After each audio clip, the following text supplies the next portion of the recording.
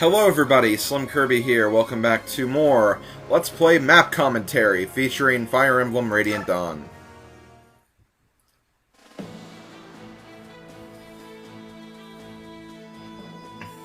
The tactics used by the Gallian army prove effective, and like Flagere before it, Mugil falls to claw and steal. Before Benyan can react, the Laguz overwhelm the remaining border defenses and cross into the Telgum region. With both defensive keeps overrun, Telgum falls like ripe fruit at the feet of the Laguz alliance. Inspired by their success, the alliance takes advantage of this momentum to strike toward the very heart of the Benyan Empire. Dukes Gatos and Celiora are horrified by the speed of the Laguz advance. Banding together with the landowning nobles of the northern territories, they mass their armies in Celiora to oppose the Gallian assault. Using the Raban River, a tributary of the mighty Miscale, as a defensive front, the Benyan forces make their camps along its western bank in the Sestol Plains. Hooray for the Sestol Plains! Chapter 2, Storm Clouds.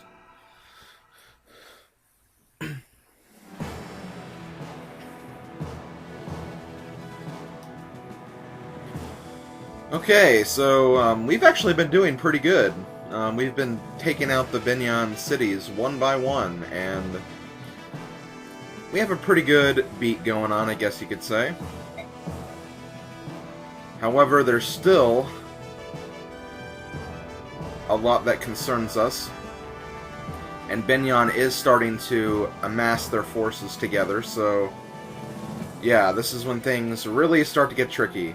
These first few missions have more been really just about, you know, putting chinks into their armor, I guess you could say.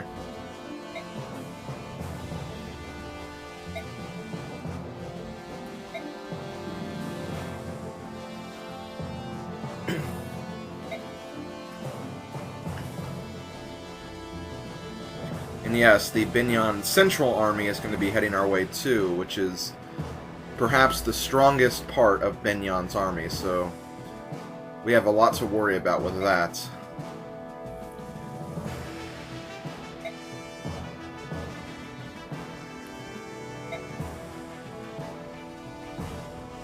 Oh, we have a plan. Let's go ahead and hear this plan then.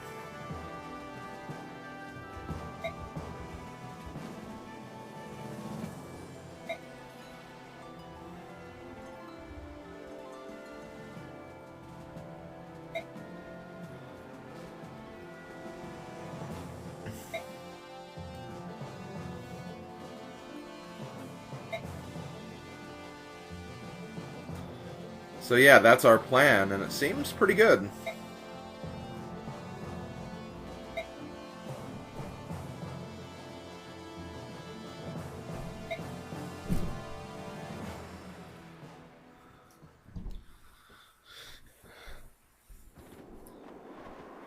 And now we're gonna go to the Benyan bird, or not Benyan, we're gonna go to the bird tribes of Tellius and see what they're up to.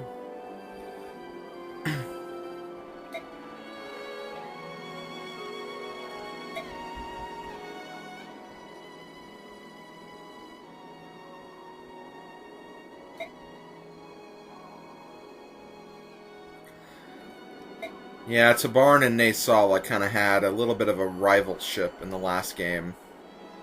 And they still kind of do, I guess you could say. But now that the Laguz Alliance has formed, they're starting to work together.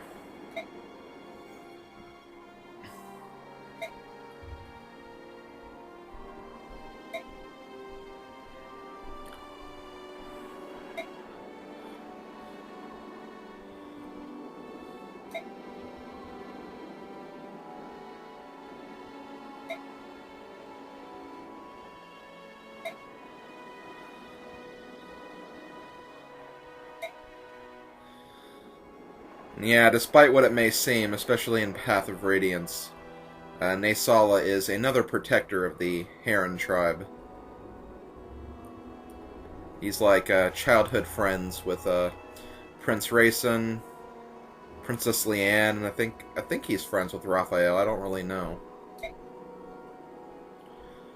But I don't like the look of this little line of dialogue right here. Usually when a character says ... something is horribly wrong. But we'll cross that bridge when we come to it.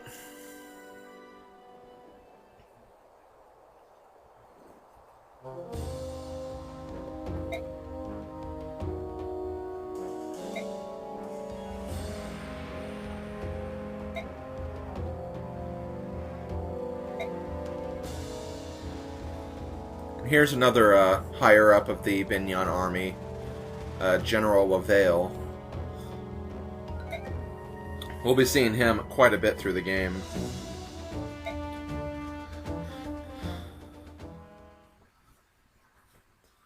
But we'll check in with him later, because now we are at the base, and as I mentioned at the end of the last chapter, we actually got a few new units that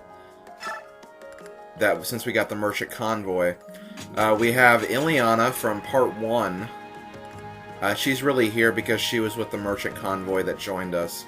And then we also have Nephany, Braum, Heather, and Captain Har from Part 2. So we have quite a few units here, and we have a lot of good units as well. So this is going to be a lot easier for us, actually.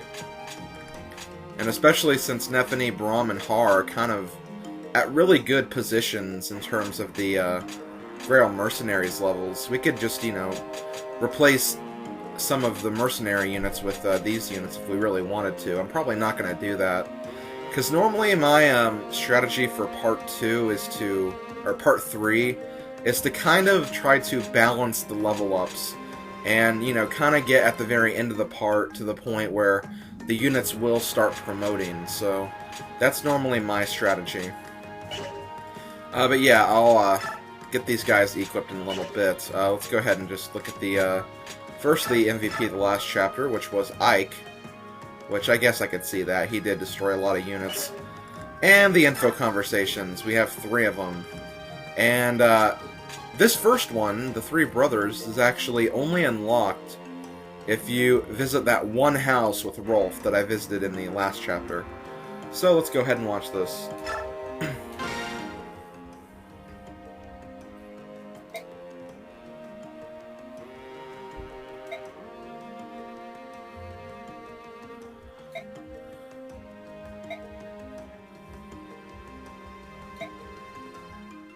Eep!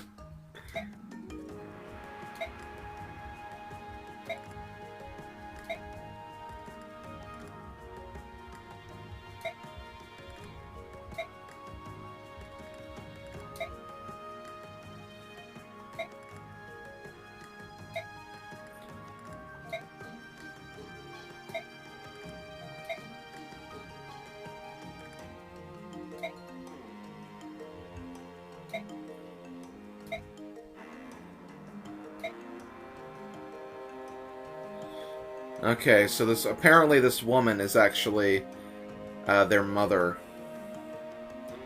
The mother of the 3 brothers, so yeah, that's interesting. And apparently she abandoned Rolf for some guy. She's just like so many women these days, I guess. I mean, I know there's a lot of women who aren't like that, but I don't know. I'm not going to go into a huge rant about that.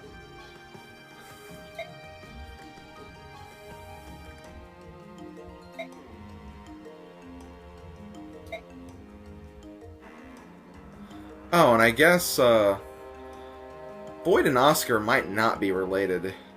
Or, I mean, they might not be related to this woman. I mean, they are related, of course.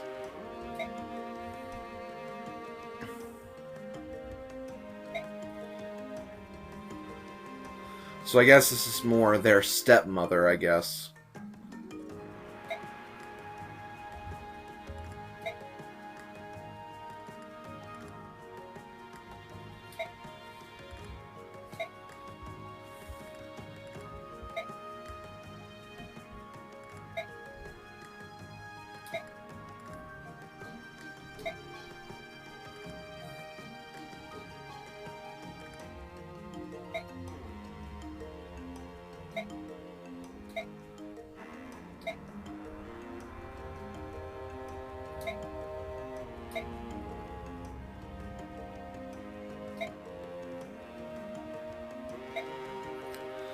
So yeah, Rolf is going to be the respectable brother and let Rolf decide. Or Oscar is going to be the respectable brother.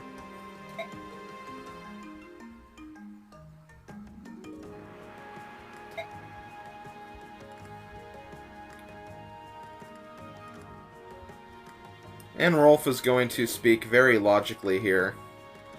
He has no idea who his mother is, and as far as he's concerned, his brothers are his family, so... And everyone in the Grail Mercenaries as well, so...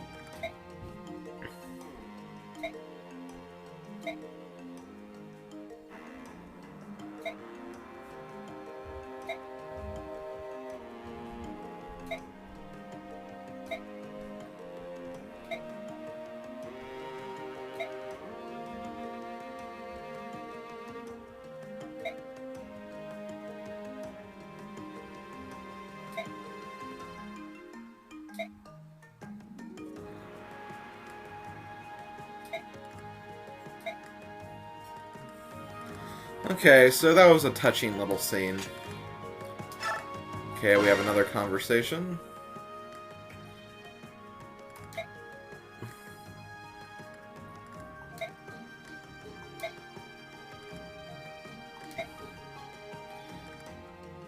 And now we're going to talk about how hungry Ileana is again. Because that's her thing, she's always hungry.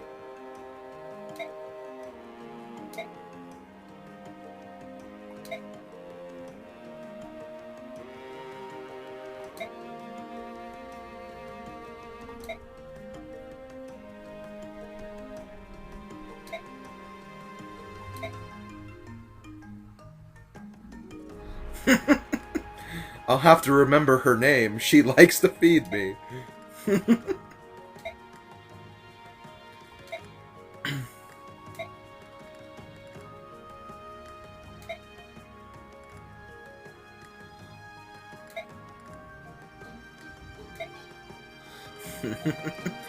Okay, now we have the item shop.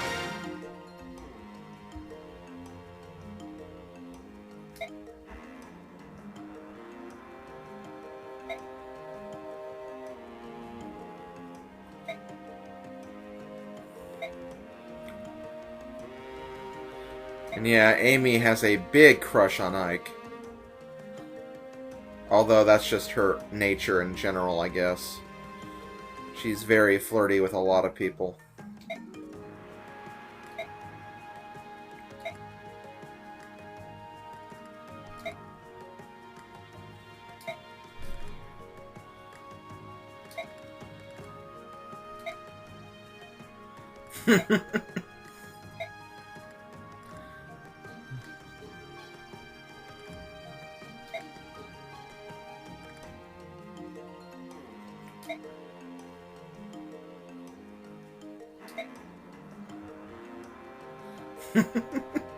Ike, hero of the Mad King's War, is in love with Amy, the shop girl.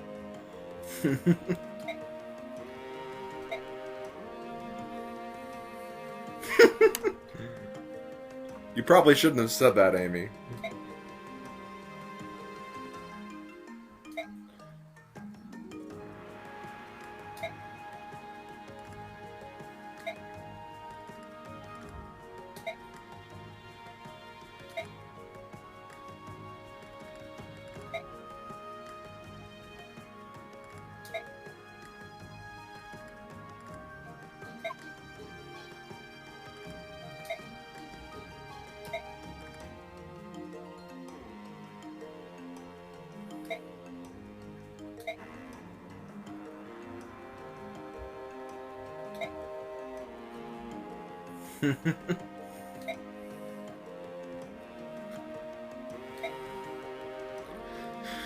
Okay, so from this conversation we get the silver card.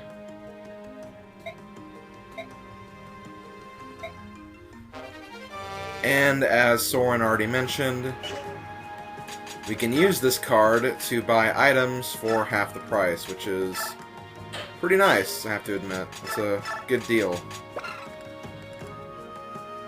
It does not earn any training points, though, which I think that has to do with weapon forging or anything or something like that. So I'm not going to worry about that. So, let's see.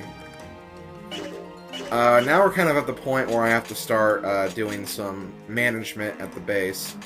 Before I do that, though, I gotta go looking for supports. Let's put Mist and Void in a support relationship, because there is actually something special with them if you put them in a support relationship. Let's see, who else can I do? Oh, I can do Nephany and Braum. Let's see, Mia and... I can't do her with Void, so ignore that. Rice and Oscar? Do I want to do that?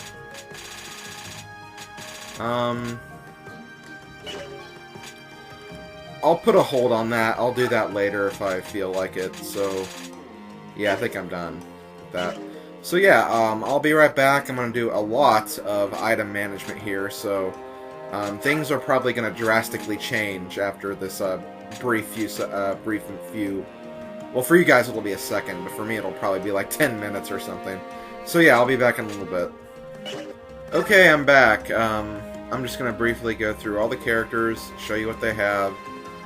Didn't make a lot of different alterations, so yeah, things will probably look a little different. I also gave a lot of bonus experience, and with the exception of Ileana and Heather, everyone is at the very lowest level 6. So I got Rice and Mist at the level 6, and I also got Rolf up to level 7, just so he could do a little extra damage. So that is basically what I did off camera. So now that we're done with that, we're going to save our game. I don't know why I saved my game here. It's always a nervous habit of mine. But yes, I'm going to go ahead and do that here, and let's go ahead and leave the base.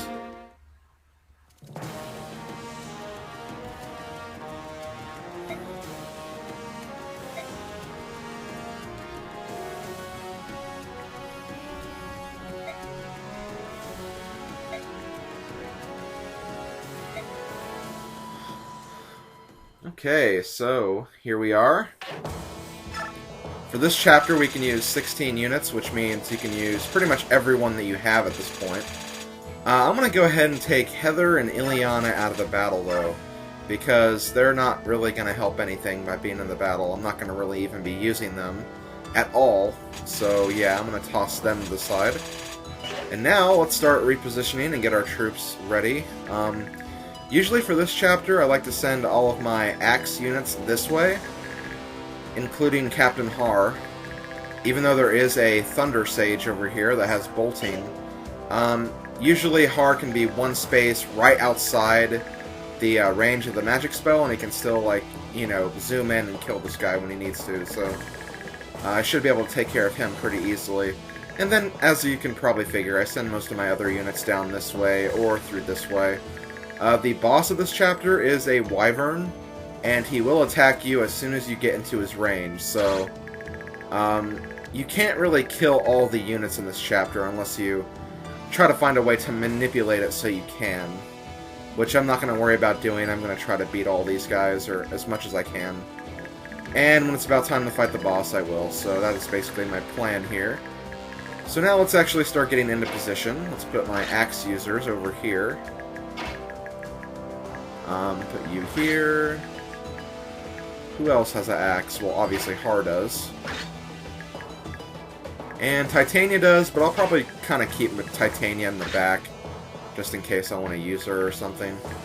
And now we'll start moving other people. I'll put Nephany right here in the front.